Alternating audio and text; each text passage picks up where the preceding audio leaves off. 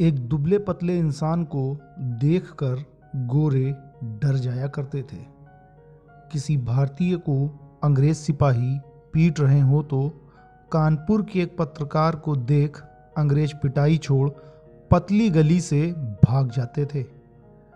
वह अंग्रेजों के सामने डरे नहीं, बल्कि उनके खिलाफ खड़े हुए और आज़ादी की जंग में उनके साथ महात्मा गांधी से लेकर पंडित चंद्रशेखर आज़ाद, भगत सिंह, राजगुरु, बास कृष्ण शर्मा नवीन, सोहन लाल द्विवेदी, प्रताप नारायण मिश्र जैसे तमाम देशभक्त और राष्ट्र प्रेमियों के साथ कदम से कदम मिलाकर चलते थे। एक निडर और निष्पक्ष पत्रकार, समाज सेवी और स्वतंत्रता सेनानी थे गणेश शंकर विद्यार्थी। जी हाँ, हम बात कर रहे हैं गणेश शंकर विद्यार्थी की, एक ऐसे पत्रकार जिन्होंने अपनी लेखनी की ताकत से भारत में अंग्रेजी शासन की नींद उड़ा दी थी। इस महान स्वतंत्रता सेनानी ने कलम और वाणी के साथ साथ महात्मा गांधी के अहिंसावादी विचारों और क्रांतिकारियों को समान रूप से समर्थन और सहयोग दिया। अपने छोटे जीवन काल में उन्होंने उत्पीड़न व्यवस्था के खिलाफ आवाज़ उठाई।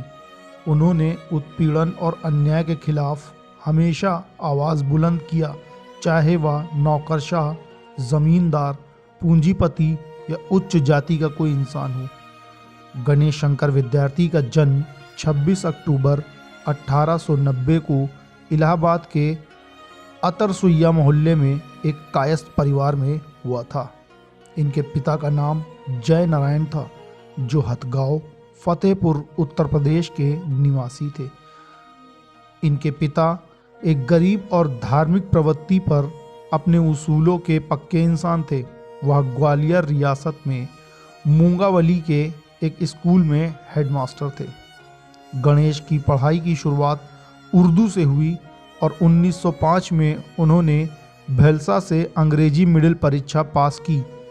उन्होंने सन 1960 में प्राइवेट परीक्षार्थी के रूप में एंट्रेंस परीक्षा पास की और आगे की पढ़ाई के लिए इलाहाबाद के कायस्थ पाठशाला में दाखिला लिया।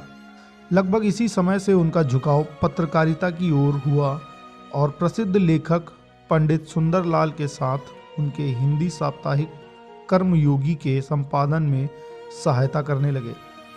आर्थिक स्थिति ठीक न होने के कारण लगभग एक वर्ष तक अध्ययन के बाद सन 1908 में उन्होंने कानपुर के करेंसी ऑफिस में 30 रुपये महीने की नौकरी शुरू कर दी, जहां एक अंग्रेज अधिकारी से कहासुनी हो जाने के कारण गणेश ने नौकरी छोड़ दी। जिसके बाद उन्होंने सरस्वती कर्मयोगी, स्वराज उर्दू तथा इतवार जैसे प्रकाशनों में लेख लिखे।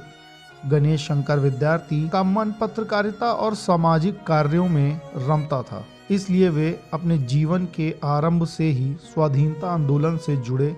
जल्द ही वे कर्मयोगी और स्वराज जैसे क्रांतिकारी पत्रों से जुड़े और इनमें अपने लेख भी लिखे। उन्होंने विद्यार्थी उपनाम अपनाया और इसी नाम से लिखने लगे। कुछ समय बाद उन्होंने हिंदी पत्रकारिता जगत के अगुआ पंडित महावीर प्रसाद द्विवेदी का ध्यान अपनी ओर आकर्षित किया। उन्होंने विद्यार्थी को सन 1911 में अपनी साहित्यिक पत्रिका सरस्वती में उपसंपादन के पद पर कार्य करने का प्रस्ताव दिया, लेकिन विद्यार्थी का मन साहित्यिक की ओर न होकर राजनीतिक रुचि में ज़्यादा था, इसलिए उन्होंने साप्ताहिक अभ्युदय में नौकरी कर ली। सन 1913 में विद्यार्थी कानपुर वापस लौट गए और एक क्रांतिकारी पत्रकार और स्वाधीनता कर्मी के तौर पर अपना करियर आरंभ किया।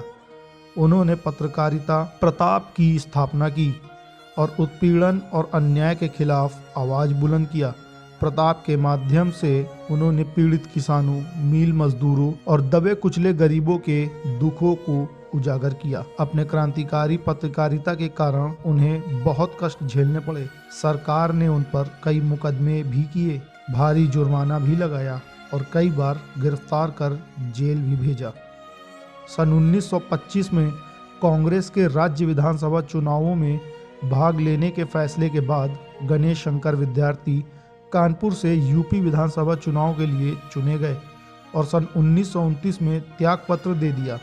जब कांग्रेस ने विधानसभा को छोड़ने का फैसला लिया, सन 1929 में ही उन्हें यूपी कांग्रेस समिति का उपाध्यक्ष चुना गया और यूपी में सत्याग्रह आंदोलन के नेतृत्व की जिम्मेदारी दी गई। सन 1930 में उन्हें गिरफ्तार कर एक बार फिर जेल भेज दिया गया, जिसके बाद उनकी रिहाई गांधी इरविन पैक्ट के बाद 9 मार्च 1931 को हुई। मार्च 1931 में कानपुर में भयंकर हिंदू मुस्लिम दंगे हुए, जिसमें हजारों लोग मारे गए। गणेश शंकर विद्यार्थी ने आतंकियों के बीच जाकर हजारों लोगों को बचाया, पर खुद एक ऐसी हिंसक भीड़ के बीच फंस गए जिसने उनकी बेरहमी से हत्या कर दी।